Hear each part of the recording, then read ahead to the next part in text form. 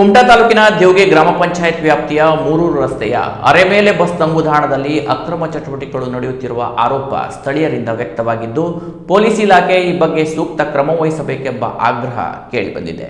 ಕುಮಟಾ ತಾಲೂಕಿನ ದೇವಗೆ ಗ್ರಾಮ ಪಂಚಾಯತ್ ವ್ಯಾಪ್ತಿಯ ಮೂರೂರು ರಸ್ತೆಯ ಅರೆಮೇಲೆ ಬಸ್ ತಂಗುದಾಣ ಅಸ್ವಚ್ಛತೆಯಿಂದ ಕೂಡಿದ್ದು, ಆ ಭಾಗದ ಸ್ಥಳೀಯರು ಬಸ್ ತಂಗುದಾಣವನ್ನ ಬಳಸದಂತಾಗಿದೆ. ಬಸ್ ತಂಗುದಾಣದಲ್ಲಿ ಸಾರಾಯಿ ಬಾಟಲ್ಗಳು, ಗುಟ್ಕಾ, ಸಿಗರೆಟ್ ಪ್ಯಾಕ್ಗಳು ಸೇರಿದಂತೆ ಅಕ್ರಮ ಚಟುವಟಿಕೆಗಳಿಗೆ ಸಂಬಂಧಿಸಿದ ವಸ್ತುಗಳು ಕೂಡ ಈ ಬಸ್ ತಂಗುದಾಣದಲ್ಲಿ ಕಾಣಸಿಗುವಂತಾಗಿದೆ. ರಾತ್ರಿ ಆಗುತ್ತಿದ್ದಂತೆ ಈ ಬಸ್ ತಂಗುದಾಣ ಕುಡುಕರ ಮತ್ತು ಪುಂಡ ಪೋಖರಿಗಳ ಅಕ್ರಮ ಚಟುವಟಿಕೆಗಳ ತಾಣವಾಗಿ ಪರಿವರ್ತನೆಯಾಗುತ್ತದೆ. ಗುಡ್ಡದ ಮೇಲ್ಭಾಗದ ರಸ್ತೆಯಲ್ಲಿ ಜನಸಂಚಾರ ತೀರಾ ಕಡಿಮೆಯಾಗಿದ್ದರಿಂದ ಅಕ್ರಮ ಚಟುವಟಿಕೆ ನಡೆಸುವವರಿಗೆ ಭಾರಿ ಅನುಕೂಲಕರವಾಗುವಂತಾಗಿದೆ. ಪುಂಡು ಪೋಖರಿಗಳ ಹಾವಳಿಯಿಂದ ರಾತ್ರಿ ಸಮಯದಲ್ಲಿ ಈ ಬಸ್ ತಂಗುದಾಣದ ಬಳಿ ಸ್ಥಳೀಯರು ಬರಲು ಭಯಪಡುವಂತಹ ದುಸ್ಥಿತಿಯು ನಿರ್ಮಾಣವಾಗಿದೆ. ಈ ಬಗ್ಗೆ ಸ್ಥಳೀಯರು ಕುಮಟಾದ ಜನಸಾಮಾನ್ಯರ ಸಮಾಜ ಕಲ್ಯಾಣ ಕೇಂದ್ರದ ಅಧ್ಯಕ್ಷರಾದ ಆಗ್ನೇಲ್ ರೋಡ್ರಿಗಿಸ್ ಬಳಿ ಹೇಳಿಕೊಂಡಿದ್ದರಿಂದ ಕೇಂದ್ರದ ಪದಾಧಿಕಾರಿಗಳು ಈ ಬಸ್ ತಂಗುದಾಣದ ಬಳಿ ಆಗಮಿಸಿ ಅಲ್ಲಿನ ಅವ್ಯವಸ್ಥೆಯ ಬಗ್ಗೆ ಬೇಸರ ವ್ಯಕ್ತಪಡಿಸಿದ್ದಾರೆ. ಅಲ್ಲದೆ ಬಸ್ ತಂಗುದಾಣ ಮತ್ತು ಅಲ್ಲಿನ ಸುತ್ತಮುತ್ತಲಿನ ಪ್ರದೇಶದಲ್ಲಿ ರಾಶಿಯಾಗಿ ಬಿದ್ದಿದ್ದ ತ್ಯಾಜ್ಯಗಳನ್ನ ಸ್ವಚ್ಛಗೊಳಿಸಿ ಬಸ್ ತಂಗುದಾಣ ಪ್ರಯಾಣಿಕರಿಗೆ ಅನುಕೂಲವಾಗುವಂತೆ ಶುಚಿಗೊಳಿಸುವ ಮೂಲಕ ಸಾಮಾಜಿಕ ಕಳಕಳಿ ಮೆರೆದಿದ್ದಾರೆ. ಇಲ್ಲಿ ಅಕ್ರಮ ಚಟುವಟಿಕೆಗಳು ಈ ಬಸ್ ಸ್ಟಾಪ್ ನಲ್ಲಿ ಬಹಳ ನಡೀತಾ ಇದೆ. ಯಾಕೆ ಕೇಳಿದ್ರೆ ಇಲ್ಲೆಲ್ಲ ಬಾಟಲಿಗಳು ಮತ್ತೆ ಅಕ್ರಮವಾಗಿ ಸಂಗ್ರಹಿಸಿದಂತ ಈ ಕಾಂಡೋಮ್ಸ್ಗಳು ಎಲ್ಲ ಬೀಳ್ತಾ ಇದೆ. ಗಾಂಜಾ ಎಲ್ಲ ನಡೀತದೆ ಅಂತ ಹೇಳ್ತಾರೆ. ಹಾಗಾಗಿ ಅದ್ರ ಬಗ್ಗೆ ಯೋಗ್ಯ ಕ್ರಮವನ್ನು ನಮ್ಮ ಪೊಲೀಸ್ ಡಿಪಾರ್ಟ್ಮೆಂಟ್ ಕೈಗೊಳ್ತದೆ ಅಂತ ನಾವು ನಂಬಿರ್ತೇವೆ. ಇಲ್ಲಿ PC ಹತ್ರ ಒಂದು ಕಾರ್ ಬಂದು ನಿಲ್ತಾ ಇತ್ತು ಮೊದಲು ಕಾಯಂ ಆಗಿ. ಕಡೆ ಒಂದೆರಡು ಸಲ ರೈಡ್ ಮಾಡಿದ್ರು ಅಂತ ಸುದ್ದಿ. ನಮ್ಗೆ ಅದ್ರ ಬಗ್ಗೆ ವಿಶೇಷ ಮಾಹಿತಿ ಇಲ್ಲ. ರೈಡ್ ಮಾಡಿದ್ರು ಅಂತ ಹೇಳಿದ್ರು. ಆನಂತರ ಈ ಕಾರ್ ಬಂದು ನಿಲ್ಲೋದು ಬಂದಾಯಿತು. ಇಲ್ಲಿ ಹೆಂಗಸರು ಮಕ್ಕಳು ಬಸ್ ಸ್ಟಾಪಲ್ಲಿ ನಿಲ್ತಾರೆ. ಹಾಗಾಗಿ ಅವರಿಗೆ ಶಾಲೆ ಹೋಗಲಿಕ್ಕೆ ಎಲ್ಲ ಅನುಕೂಲ ಆಗಬೇಕು ಅಂತ ಸ್ವಲ್ಪ ಪ್ರೊಟೆಕ್ಷನ್ ಕೊಡಬೇಕು.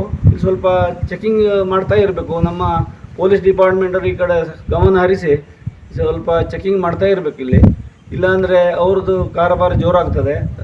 ಮೂರು ಸಂಜೆ ಆದ ಕೂಡಲೇ ಇಲ್ಲಿ ಯಾರು ಹೆಂಗಸರು ಮಕ್ಕಳು ಓಡಾಡೋಂಗಿಲ್ಲ. ಆ ರೀತಿ ಪರಿಸ್ಥಿತಿ ಉಂಟು ಬಸ್ ಸ್ಟಾಪ್ ಹತ್ರ. ಮೂರೂರು ಇಲ್ಲಿ ರಾತ್ರಿ 7 ಗಂಟೆ ಆಗೋದೇ ತಡ.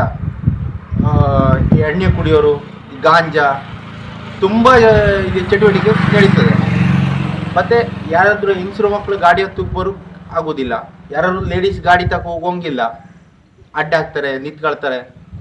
ಎಲ್ಲ ವ್ಯಸನದಿಂದಲೇ ಹೋಗ್ತದೆ. ಮತ್ತು ಇಲ್ಲಿ ನೋಡಿ, ಇಲ್ಲಿ ಬಾಟಲ್ಸ್ ಎಲ್ಲ ಇದ್ರೊಳಗೆಲ್ಲ ಓಡ್ದು ವಾರಕ್ಕೊಂದ್ಸರಿ ಕ್ಲೀನ್ ಮಾಡ್ತಾ ಬಂದಾಯಿತು.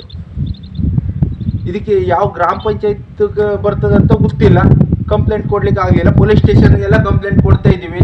ಇದೇ ಇದರಲ್ಲೇ 2-3 ಕೇಸ್ ಹಿಡಿದಿದ್ದಾರೆ. ಇದೇ ಇದರಲ್ಲೇ ಗಾಂಜಾದ್ದು.